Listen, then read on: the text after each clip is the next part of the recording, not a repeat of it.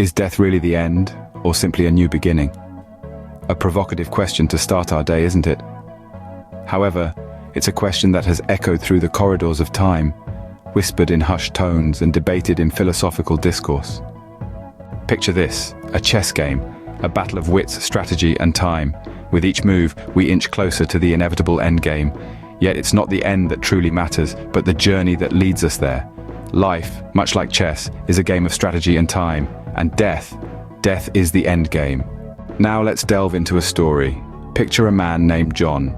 John lived a simple life, filled with simple pleasures. He loved the feel of the sun on his face, the sound of laughter, the taste of a good cup of tea, but John was not immortal.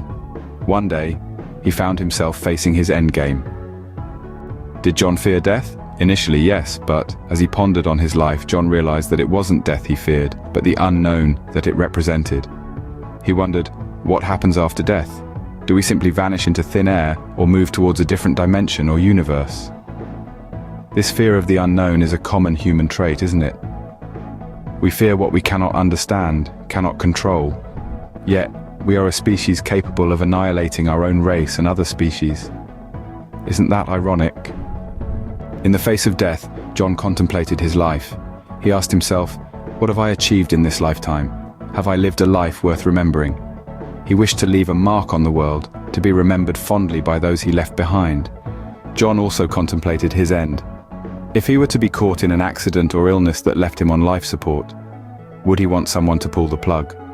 If he were diagnosed with dementia and no longer remembered anyone, would he want to be freed from his suffering? These are not easy questions to answer, but they are important ones to consider. So, what can we learn from John's story?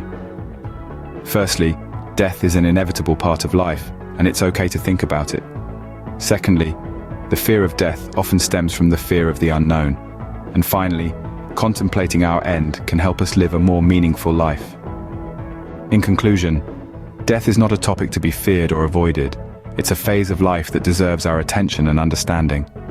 By contemplating our death, we can lead a life of purpose and meaning, and perhaps make our endgame a little less daunting.